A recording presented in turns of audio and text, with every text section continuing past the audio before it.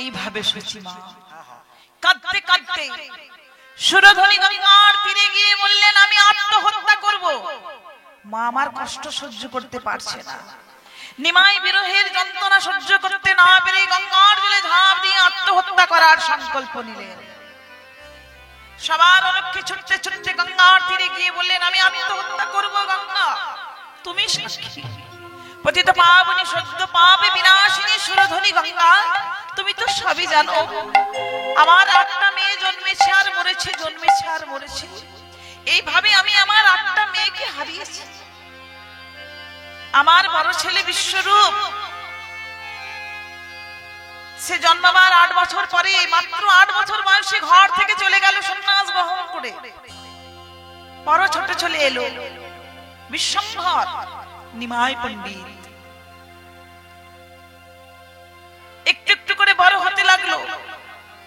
ভয়ে ভয়ে আছি, কখন বুঝি চলে যাবে। হরি বল, হরি বল।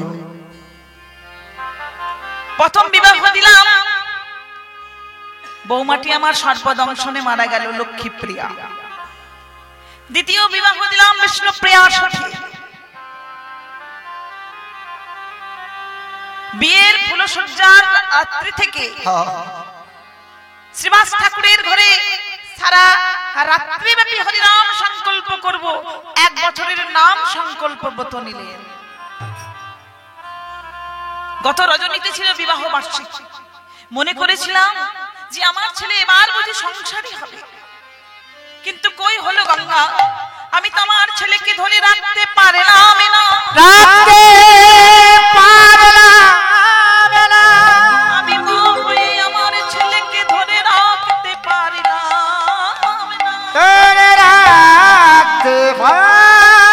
না। আমি মা হয়ে ছেলেকে ধরে রাখতে পারলাম না, আমায় ছেড়ে চলে গেল।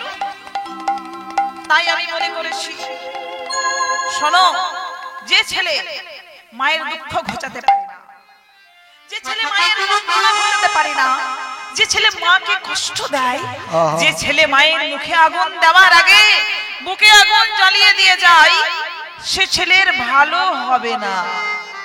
আমি মা হয়ে তার কৃষ্ণ ভজনের পথে বাধা দেব। এই গঙ্গার জলে ঝাঁপ দিয়ে নিজেকে আত্মহত্যা করে পৃথিবীর বুকে, বিশ্বের বুকে নিমাইকে মাতৃহত্যার পাপে লিপ্ত করে যাও। এই জগতে সবাই জানবে যে ছেলেটা এত বড় পণ্ডিত, এত সুন্দর রূপের অধিকারী, এত নাম প্রেম বেরিয়েছে, এই ছেলেটার জন্য এর মা আত্মহত্যা করেছে। এটাই আমার শান্তি। এই বলে মা আমার মনে মনে ভাবছেন আর বলছেন, আচ্ছা যদি মরার আগে, আমি তো মরবো, কিন্তু মরে যাওয়ার আগে, ঝাঁপ দেওয়ার আগে যদি একটিবার ছেলের মুখটা দেখতে পেতাম। কুপুত্র যদ্যপি হয়, মাতা পিতা কখনো নয়। মায়ের মনে সন্তানকে দেখার বাসনা জেগেছে। যতই সন্তান কষ্ট দিক, দুঃখ দিক, মায়ের মনে কিন্তু সন্তানের জন্য একটা জায়গা সব সময় থাকে, কুপুত্র হলেও। কিন্তু এই সবাইকে, নদিয়ার বাসীকে আমার ছেলে বলে গেছে কি, বীচের মধ্যে বৃক্ষ আছে, চোখে না যায় দেখা। বীচের মধ্যে বৃক্ষ আছে, চোখে না যায় দেখা।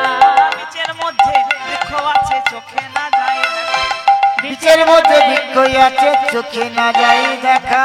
নামের মধ্যে নামি আছে, হৃদয় পটে আঁকা। ওই না নামের মধ্যে নামি আছে, হৃদয় পটে আঁকা। নামের মধ্যে নামি আছে, হৃদয় পটে আঁকা। নামের মধ্যে নামি আছে, হৃদয় পটে আঁকা। কতখানি সত্য, কতখানি সত্য, কতখানি কতখানি সত্য, তোর কথা নিমায়ে কতখানি সত্য। তোমার কথা নিমায়ে কতখানি সত্য। আমি মা হয়ে তা করব প্রমাণ কতখানি সত্য। আমি মা হয়ে তা করব প্রমাণ কতখানি সত্য। নামের মধ্যে নামি আছে, হৃদয়ে পটে আঁকা। নামের মধ্যে নামি আছে, হৃদয় পটে আঁকা। বীচের মধ্যে বৃক্ষ আছে, চোখে আমরা দেখতে পাই না, কিন্তু সেই বীজটাকে রোপণ করলেই বৃক্ষটাকে দেখতে পাবো। তেমনি নামের মধ্যে নামই আছে হৃদয় পটে আঁকা। কৃষ্ণ নামের মধ্যে কৃষ্ণ, গৌর নামের মধ্যে গৌর, কালী নামের মধ্যে কালী, দুর্গা নামের মধ্যে দুর্গা রয়েছেন কোথায়? হৃদয় পটে আঁকা। আমরা যদি সেই নামটাকে আগে গুরু আশ্রয় করে নিতে পারি কর্ণে, তারপর হৃদয় ক্ষেত্রে রোপণ করে সাধন ভজন জপ করতে করতে, গৌর গৌর বলতে বলতে, কৃষ্ণ কৃষ্ণ বলতে বলতে একদিন গৌর কৃষ্ণের দেখা অবশ্যই পাব।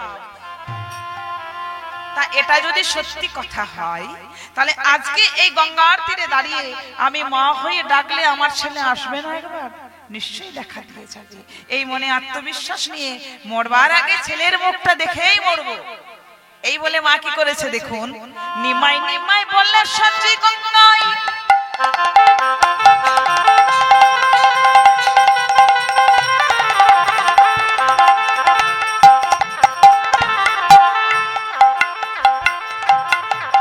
ঝাঁপে দিতে গেল। নিমাই নিমাই বলেছ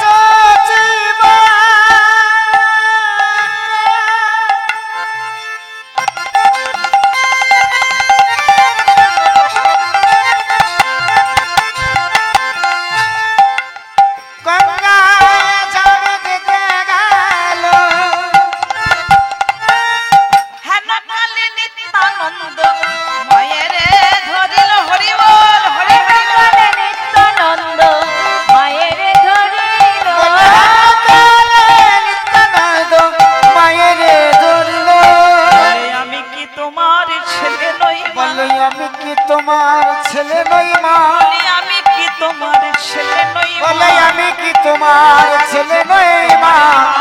গেছে নিতাই আছে, আমি কি তোমার ছেলে নই? নিমাই গেছে নিতাই আছে, আমি কি তোমার ছেলে নই?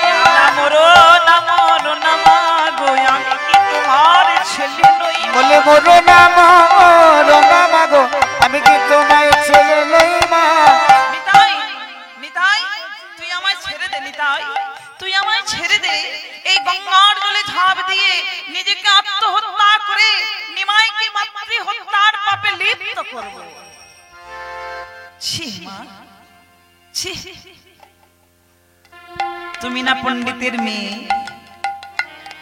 তুমি না পণ্ডিতের স্ত্রী, তুমি না পণ্ডিতের মা, যার ছেলে দিগ্বিজয়ী পণ্ডিত কেশব কাশ্মীরকে পরাজিত করে গোটা গৌড় দেশ এই বঙ্গভূমির মান রেখেছে। তুমি হলে সেই নিমাই পণ্ডিতের মা। পণ্ডিতের মেয়ে হয়ে, পণ্ডিতের স্ত্রী হয়ে, পণ্ডিতের মা হয়ে আত্মহত্যা করব বলছো, এটা মোটেই শোভা পায় না। আত্মহত্যা মহাপাপ, এই পাপের প্রায়শ্চিত্ত হয় না। গৌ হত্যা, ব্রহ্ম হত্যা, নারী হত্যা, এই সমস্ত যদি পাপগুলো আমরা করি, তাহলে এই পাপের প্রায়শ্চিত্ত আছে।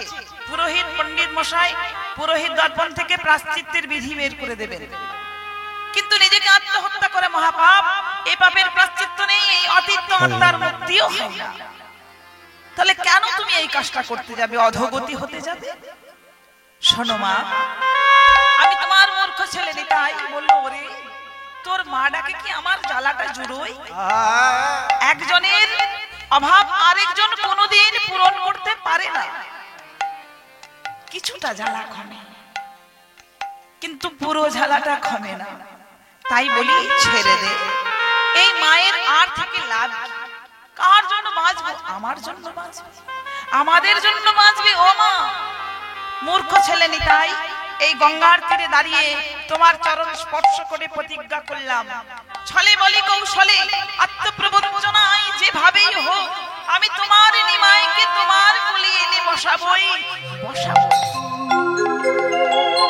কথা দিলাম।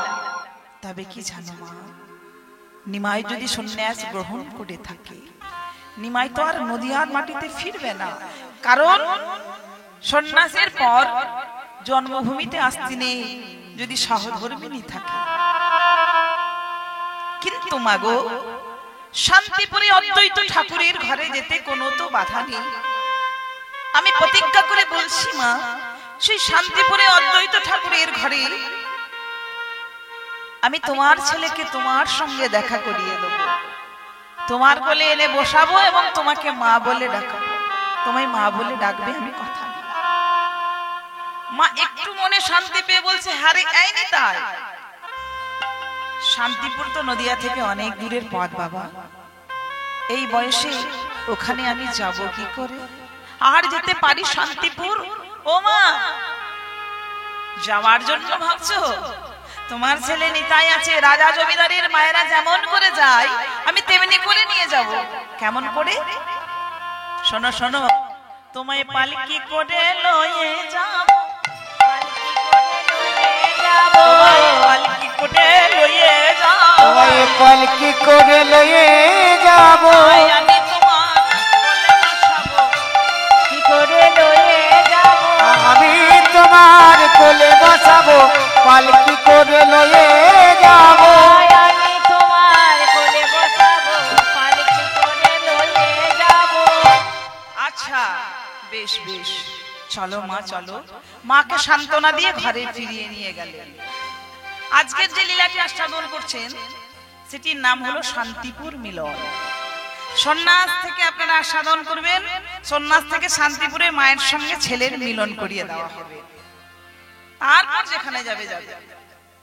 তাহলে এইদিকে যে এই ছেলেটি এই ঠান্ডার মধ্যে, মাঘ মাস শীতের মধ্যে খালি গায়ে সুরধ্বনি সাঁতার কাটতে কাটতেই নদের ছেলে নিমাই নদিয়া ছেড়ে চলে গেছে। কোথায় গেল একটু দেখতে হবে তো। গেল কি করলো? সাঁতার কাটতে কাটতে একেবারে কাটোয়ার ঘাটে উঠে নদিয়া জেলা থেকে সাঁতরে নদী পথে জলপথে এসে পড়লেন বর্ধমান জেলার কাটোয়াতে। কাটোয়াতে এসে চলে যাচ্ছেন কাটোয়ার পথে পথে ভোরবেলা, তখনও ঘুম থেকে কেউ ওঠেনি, কুয়াশার সকাল, শীতের সকাল, তাতে আবার কুয়াশা ভরা। চলে যাচ্ছে আর পথে পথে গাইতে গাইতে যাচ্ছেন কি? প্রভাত আরম্ভে পরমানন্দে কৃষ্ণ কৃষ্ণ সদাই গাও রে, প্রভাত আরম্ভে পরমানন্দে কৃষ্ণ কৃষ্ণ সদাই গাও রে, প্রভাত আরম্ভে পরমানন্দে কৃষ্ণ কৃষ্ণ সদাই গাও রে। কৃষ্ণ যে মাতা, কৃষ্ণ সে পিতা, কৃষ্ণ সখা তব পতি রে, কৃষ্ণ যে মাতা, কৃষ্ণ সে পিতা, কৃষ্ণ সখা তব পতি রে। হরে কৃষ্ণ কৃষ্ণ কৃষ্ণ কৃষ্ণ হরে হরে, হরে রাম রাম রাম হরে হরে, হরে হরে কৃষ্ণ হরি হরি বল, নাই গৌর হরি। কৃষ্ণ কৃষ্ণ হরে হরে, হরে রাম রাম রাম হরে হরে। এইভাবে গাইতে গাইতে, নাম গাইতে গাইতে এসে পৌঁছে গেলেন কেশব ভারতীর আশ্রমের দরজা। আশ্রমের দরজা বন্ধ, দরজা খুলবে কে? ভাবলেন এখনো গুরুদেব আমার ঘুম থেকে ওঠেননি, তা গুরুদেবকে জাগায়, ডাকি। না ডাকলে তো জাগবে না, তাই ডাক দিলেন, গুরুদেব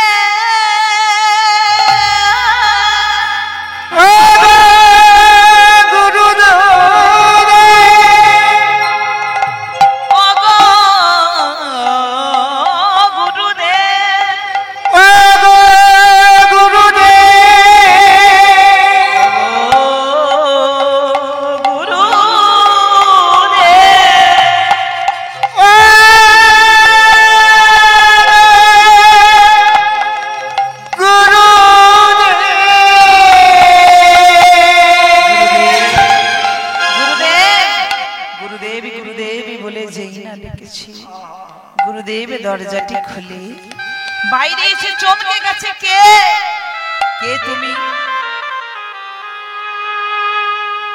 কি নাম তোমার? কোথায় বাড়ি? পিতা মাতার নাম কি? কেন এসেছো? গুরুদেব, আমার বাড়ি নদিয়াতে,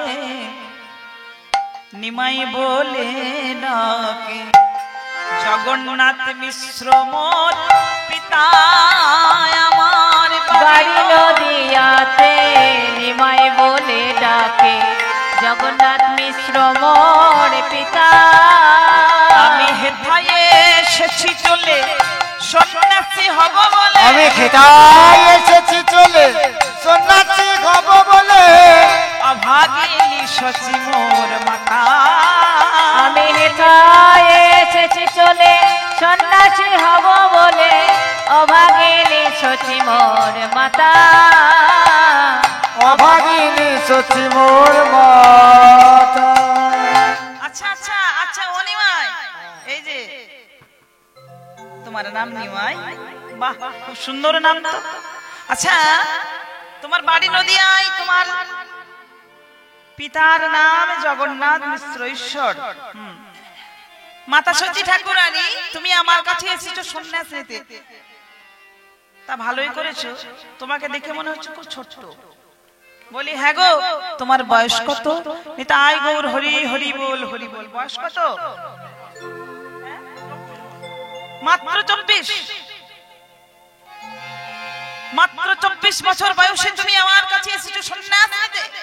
ঘরে ফিরে যাও, তোমার তো সন্ন্যাস নেওয়া হবে না। আমি তোমায় সন্ন্যাসী দিতে পারব না।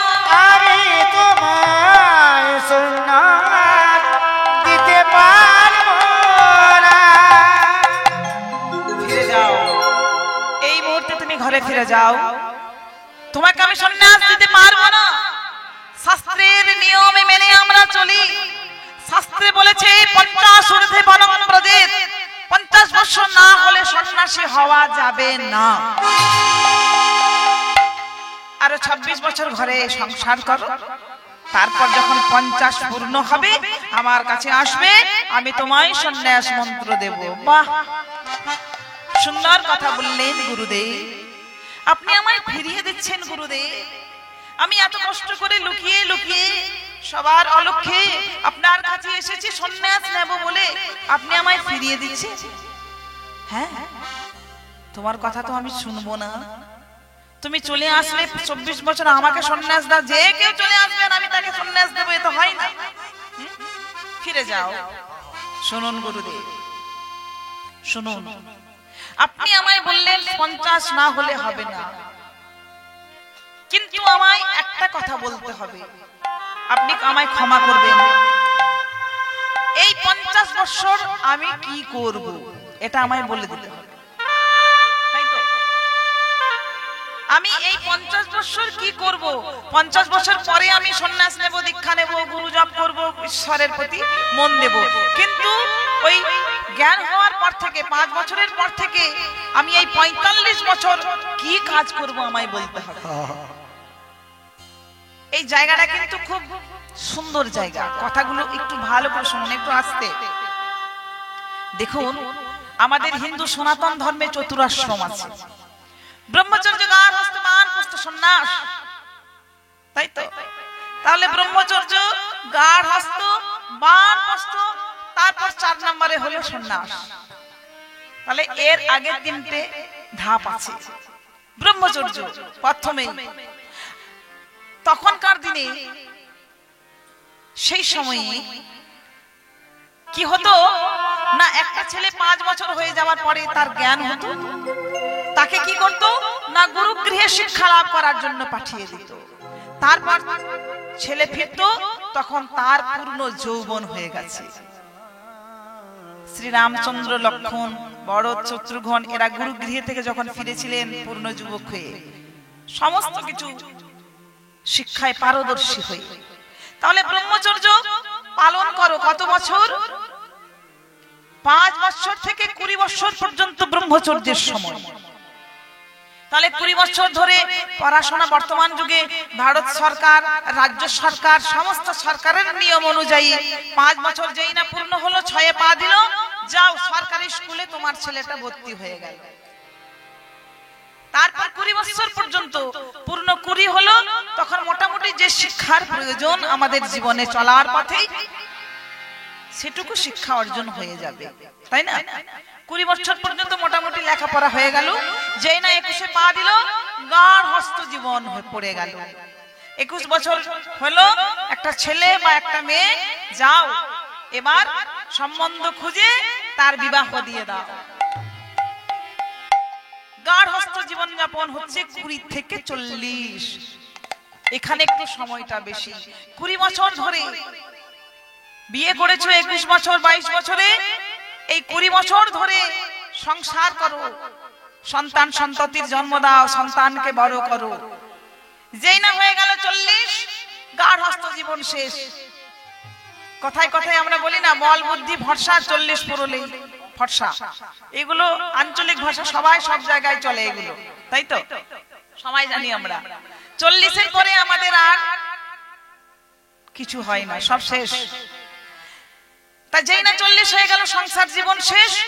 বানপ্রস্থ জীবনটা হচ্ছে এই যে 20 বছর ধরে এই যে আমার ছেলে, আমার মেয়ে, আমার বাড়ি, আমার গাড়ি, আমার বিষয় সম্পত্তি, এই যে আমার আমার করে রেখেছি, এটা একটা মায়া জন্মেছে। এই 10 বছর 40 থেকে 50 এই বানপ্রস্থ জীবন যাপন করো। 10 বছর সংসারে থেকে সংসারের মায়া কাটাও, ত্যাগ করো মায়া। ছেড়ে দিয়ে তো আর ত্যাগ হয় না, ভোগ না করে ত্যাগ হয়? খেলামই না, ত্যাগ করলাম কি? এই সংসারে থাকবে, অথচ সংসারে থেকে সংসারের আঁশটা গায়ে লাগতে দেবে না। ত্যাগের অভ্যাস করো। যেই না হয়ে গেল 10 বছর পূর্ণ 50 ঊর্ধ্বে বরং রজে আর সংসারের মধ্যে থেকো না। যদি বা ঘরে থাকবে তো ঘরে থাকো, কিন্তু গুরু গৃহে শিক্ষা দীক্ষা নিয়ে তুমি এই বয়সটা আর বিষয় বিষয় না করে শুধু হরি গুরুকে নিয়ে কাটিয়ে দাও। নিতাই গৌর হরি বল। তাই তো? এটাই হচ্ছে আমাদের শাস্ত্রের নিয়ম। কিন্তু গৌর হরি বললেন, শুনুন গুরুদেব, আপনি যথার্থ কথা বললেন, কিন্তু আমার কিছু কথা আছে। এটা হচ্ছে বর্তমান কলিযুগ। এই কলিযুগের জীবের পরমায়ু হচ্ছে মাতৃগর্ভ থেকে 0 থেকে 100। কখন কে চলে যাবে নিঃশ্বাসকে বিশ্বাস নেই, তাই তো? তাহলে কি করতে হবে? এই কলিযুগে ভগবানের আশীর্বাদ আছে, ঈশ্বরের আশীর্বাদ, গৌর হরির আশীর্বাদ, যে যার চৈতন্য হয় তার এক মুহূর্তে হয়। চৈতন্য অর্থে জ্ঞান, দীক্ষার নেই, দীক্ষার দরকার হবে না, নিজের জ্ঞান হলেই হলো। তাহলে যার চৈতন্য হয় এক মুহূর্তে হয়, যার চৈতন্য হয় তার এক কথাতে হয়, আর যার চৈতন্য হয় তার 24-এই হয়, আর যার চৈতন্য হবার নয় তার কি হয়?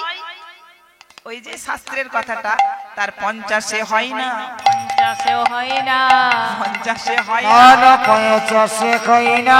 পঞ্চতত্ত্ব না জানিলে 50-এ হরি হরি বল। পঞ্চতত্ত্ব না জানিলে 50-এ হয় না। নিলে 50-এও হয় না। পঞ্চতত্ত্ব নিতাই অদ্বৈত গৌর হরি গদাধর শ্রীবাস, এই হচ্ছে পঞ্চতত্ত্ব বৈষ্ণব ধর্মে। হ্যাঁ, আর আমাদের ঘরে ঘরে পঞ্চদেবতা রয়েছে, ঘরে ঘরে পঞ্চদেবতা আছে। কে কে? আমাদের ব্রাহ্মণদের পঞ্চ দেবতা, তাই তো? তাই গৌর হরি বল হরি বল। পঞ্চদেবতা ব্রাহ্মণরা যখন পুজো পাঠ করেন তখন পঞ্চদেবতার পুজো না করে কোনো দেবদেবীর পুজো করেন না। বৈষ্ণব ধর্মে বৈষ্ণবদের যখন কোনো ভোগ বা কোনো বিবাহ বা কোনো শুভ অনুষ্ঠান হয় তখন তারা পঞ্চতত্ত্বের নাটন করে, পঞ্চতত্ত্বকে আহ্বান করে সেবা দিয়ে সন্তুষ্ট করে তারপর অন্যান্য কাজ করেন। তা আমাদের পঞ্চদেবতা কে কে? পঞ্চদেবতা হচ্ছে শ্যাম, শ্যামা, শিব, গণেশ, সূর্য। শ্যাম, শ্যামা, শিব, গণেশ, সূর্য। আর আমাদের আদি ধর্ম গ্রন্থে কি বলেছে? পঞ্চদেবতা। পঞ্চদেবতা কে কে? মাতৃপিতৃশ্চ আচার্য পুরুষা বেদা। আমাদের ঘরে ঘরে আছে পঞ্চদেবতা। কোনো মঠে কোনো মন্দিরে যেতে হবে না। মাতৃপিতৃশ্চ আচার্য পুরুষা বেদা। বললো মাতা পিতা, আচার্য অর্থে ব্রাহ্মণ, যাদের কাছে বিধি পরামর্শ নিয়ে আমরা চলবো, চলার পথ ঠিক না ভুল দেখার জন্য। আর বেদা অর্থে স্বামী স্ত্রী, এই উভয় উভয়ে যদি ঠিক থাকি আমরা, স্বামী স্ত্রী, স্ত্রী যদি স্বামীকে দেবতা মনে করে, স্বামীরও উচিত তার স্ত্রীকে দেবী মনে করা। কিন্তু এটা হবে না, পুরুষ শাসিত সমাজে চলবে মা? হ্যাঁ, আপনি গিয়ে যদি বলেন কীর্তনিয়া দিদি বললো কাল থেকে আমি যেমন তোমাকে প্রণাম করছি তুমি আমাকে প্রণাম করে দিনটা শুরু করো, বললো দাঁড়াও কীর্তনিয়া দিদিকে ধরে পেটাবো। হ্যাঁ, কি ভুলভাল শিক্ষা দিয়ে গেছে। কিন্তু বেদ বলছে উভয় উভয়ের কাছে দেব দেবী, পতি দেবতা তেমনি পত্নী দেবী। আমরা এটা মানতে পারি না বলেই তো যত ঝামেলা অশান্তি। তাহলে এই দুজন যদি ঠিক থাকে সংসারে, মা বাবা স্বামী স্ত্রী, আর বেদা অর্থে অতিথি, আমাদের বাড়িতে অতিথি এলে অতিথি সেবা দেবো, আপ্যায়ন করব, তাহলে আর আমাদের কোথাও যেতে হবে শান্তির খোঁজে? ঠাকুর সব দিয়েছে, একটা জিনিস দেয়নি, সেটা হলো শান্তি। তাই শান্তির খোঁজে আমাদের ঈশ্বরের সান্নিধ্য লাভ করা, গুরু গোবিন্দকে স্মরণ করা। নিতাই গৌর হরি বল।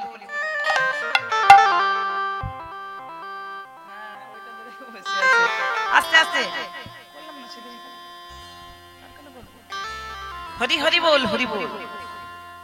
নিতাই গৌর প্রেমানন্দে হরি হরি বল, হরি বল, হরি বল। তাহলে গুরুদেব 50 হলো না? রাধে রাধে।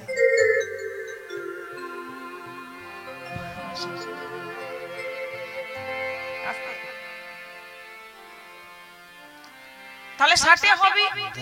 বললো 60 হবে না। তাহলে 70 হবে? বললো তাও হবে না। বললো 80 হবে? তাও হবে না। 90 হবে?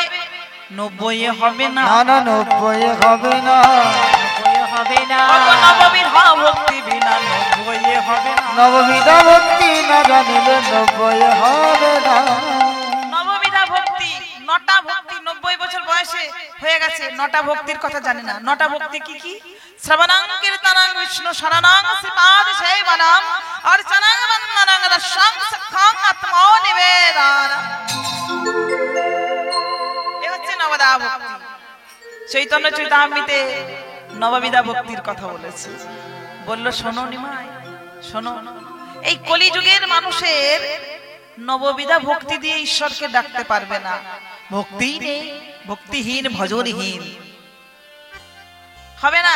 90 যদি না হয় 100 হবে?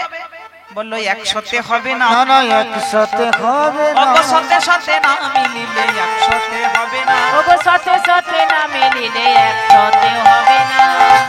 সতে সতে, সৎ সৎ সৎ, সতে সতে, সৎ গুরু সৎ শিষ্য। 100 100 200 নয়, 200 দুজনকে সৎ হতে হবে। গুরু শিষ্য উভয়ে সৎ না হলে হবে না। বেশ শোনো, তুমি সন্ন্যাসের উপযুক্ত। এতক্ষণ ধরে এত কথা বললাম, তোমার পরীক্ষা নিলাম উপযুক্ত হয়েছে কিনা। তুমি উপযুক্ত, যাও অদূরে মধু প্রামাণিকের বাড়ি, সেখানে মস্তক মুন্ডন করে গঙ্গায় স্নান করে এসো, আমি তোমায় মন্ত্র প্রদান করব। মধু ভান্ডারীর বাড়ির দরজায় গিয়ে ডাকছে, মধুয়া ধুয়া বলে নিমা।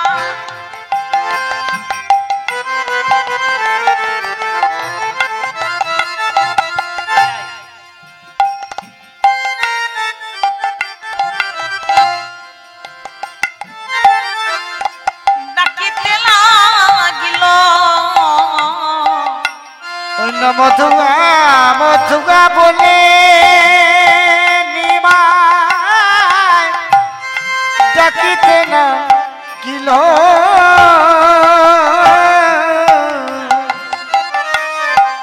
হেলে দুলে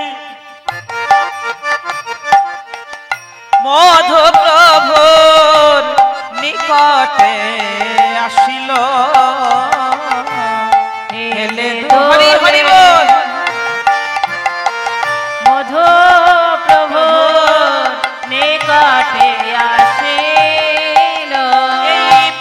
প্রভাতী কালে ডাকিলে কে গো এই প্রভাত কালে ডাকলে কেন প্রভাত কালে ডাকলে কে এই গো প্রভাত কালে ডাকলে কেন ব্যস্ত আমি ঘুমাইয়াছিলাম প্রভাত কালে ডাকিলে কে গো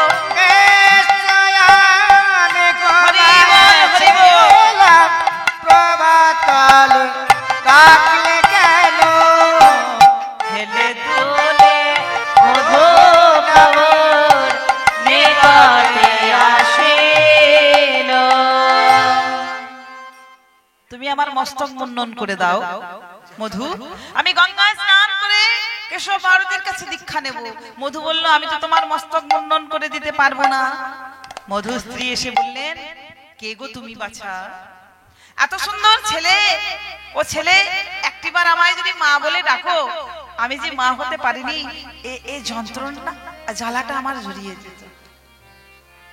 নিতাই গৌর হরি বল। তাহলে একটিবার মা বলে ডাকো। মা, ও মা, আমি তো তোমারই ছেলে, আমি তো সবার সন্তান। যে আমায় সন্তান রূপে বরণ করে নেবে আমি তার ছেলে হয়ে যাব। আজ থেকে না হয় তুমি হলে আমার মা, আমি হলাম তোমার ছেলে। মধু স্ত্রী নিঃসন্তান ছিল, নিমাইয়ের মুখে মা ডাক শুনে তার সন্তান হতে হয়নি, সেই জ্বালাটা জুড়িয়ে গেল একবার মা ডাক। হরি বল, হরি বল। আজ থেকে তুমি হলে আমার ছেলে, আমি হলাম তোমার মা, আমরা হলাম তোমার মাতা পিতা। বাহ, খুব সুন্দর সম্পর্ক। আচ্ছা মা, তুমি বাবাকে বলে দাও যেন আমার মস্তক মুন্ডন করে দেয়। নিশ্চয় করে দেবে। তুমি যে উদ্দেশ্য নিয়ে এসেছো আমার কাছে সেটা হবে, কিন্তু একটা কথা আছে, একটা শর্ত আছে। কি শর্ত মা? আমার সন্তান নেই, তুমি যখন আমার ছেলে হয়েছো, যেদিন আমাদের সেদিন হবে। তোমার মতো ছেলেকে কি আমি ধরে রাখতে পারি? যেদিন আমার সেদিন হবে, যেদিন আমি ইহলোক ছেড়ে পরলোকে গমন করব, যেদিন আমার প্রাণ পাখি উড়ে যাবে, প্রাণ পাখি উড়ে যাবে, সেই দিন আমি আমার ছেলেকে ডাকবো। ডাকিব, সেই দিন যদি আমার ছেলেকে আমি নিমাই নিমাই বলে ডাক, নিমায় নিমায় বলে ডাকি, সেই দিন কি আমার ছেলে আমার কাছে আসবে? আসবে না। বলো না ছেলে, তুমি কি আমার ডাকে আসবে না? আসবে না। তুমি কি আমায় দেখা দিয়ে যাবে না? তুমি কি আমায় দেখা দিয়ে যাবে না? যাবে তো? তোমার মা শেষের দিনে ডাকবে তোমায় নিমাই নিমাই বলে একবার এসে আমার কাছে আয় বাবা, নিমাই দেখা দিয়ে যা। তুমি কি আমায় দেখা দিয়ে যাবে বাবা? কথা দাও। যেদিন আমার সেদিন হবে আমাদের উভয় দুজনের, সেই দিন নিমাই বলে ডাকার মাত্র তুমি আমাদের দেখা দিয়ে যাবে। তোমায় দেখে যেন আমি মরতে পারি। হরি বল, হরি বল। হ্যাঁ মা, কথা দিলাম শেষের দিনে একটি বারের জন্য আমি আমার এই মা বাবাকে দেখা দিয়ে যাব। বেশ, আর কোনো চিন্তা নেই। শেষের দিনের জন্য তো সন্তান, হ্যাঁ? শেষের দিনের জন্যই তো সন্তানকে দরকার হয়। আর আমার কোনো চিন্তা নেই। দাও দাও, আমার ছেলে নিমাইকে মস্তক মুন্ডন করে দাও প্রভু। তুমি খুব চালাক আছো, তুমি আমার প্রভু, আমি তোমার ভক্ত। আমি তো জানি সত্যের নারায়ণ, তেতার নাম, দাপরের কৃষ্ণ, কলিযুগের নিমাই। এ হলো 4 যুগের ভগবান। হে ভগবান, হে করুণাময় ঈশ্বর, না ডাকতে তুমি আমার কাছে এসেছো, তাই তো প্রথমে তোমাকে প্রণাম করি, ষষ্ঠাঙ্গে গৌর হরির চরণ তলে পড়ে। গৌর হরির চরণ তলে বসে বসে বললেন, প্রভু প্রভু লহ গো প্রণাম, প্রভু গো আমার তোমার চরণ ধরি এই নিবেদন। লহ গো প্রণাম, প্রভু গো আমার তোমার চরণ ধরি এই নিবেদন। লহ গো প্রণাম মোরে, প্রভু গো আমার তোমার চরণ ধরে এই নিবেদন। অগতির গতি তুমি,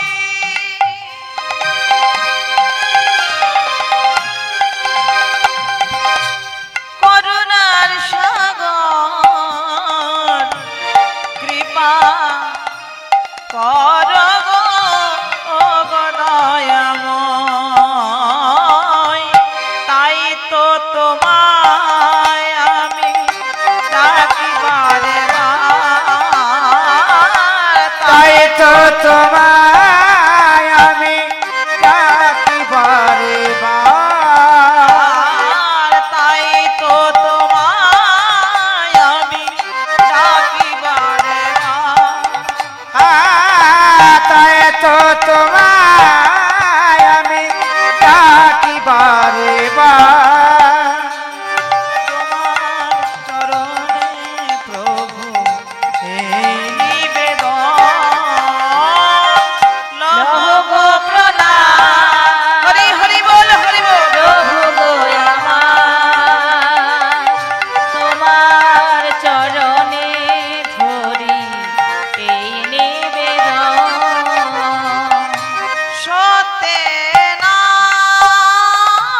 সত্যনারায়ণ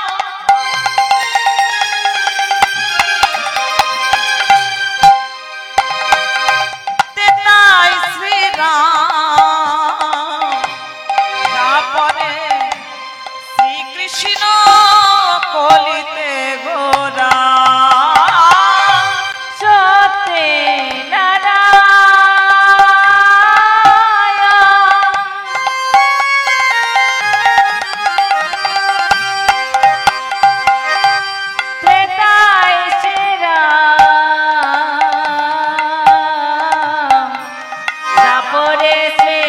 কৃষ্ণ তুমি কলিতে নিমা।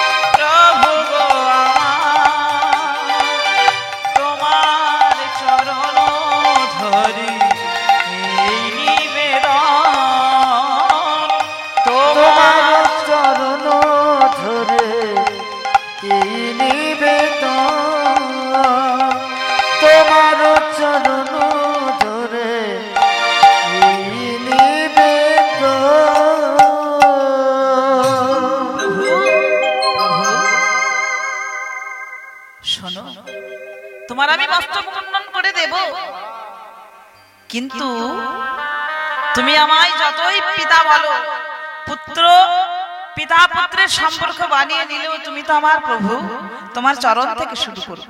তাই গৌর হরির চরণ ধরে প্রণাম করে লোহা নরুন লয়ে প্রভুর পায়ের আঙুলের নখ কাটছেন। আর নখ কাটতে কাটতে কি হলো, লোহার নরুন যেই প্রভুর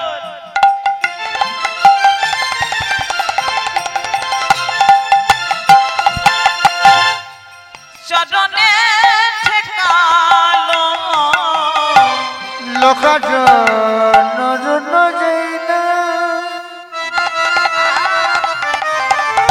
হরি হরি বল। প্রভুর চরণে ঠেকালো, চরণ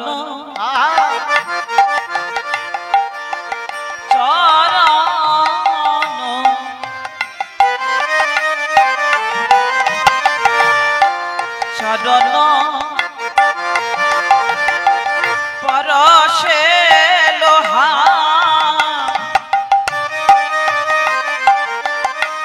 সোনা হয়ে গেল, চরণে পরশে লোহা সোনা হয়ে গেল। সেই চরণ চরণ সেই চরণ চরণ প্রভু ভাগ্যে সেই চরণ, ওই নাম আমার ভাগ্যে সেই চরণ, আমার ভাগ্যে সেই চরণ। যে চরণ পরশে পাশানি মানবী হলো মধুরী ভাগ্যে সেই চরণ। চরণে পরশে মানবী মানবী কলো মধুর ভাগ্যে সেই চরণ। চরণ পরশে লোকা সোনা হয়ে গেল। চরণ পরশে লোহা সোনা হয়ে গেল। চরণে পরশে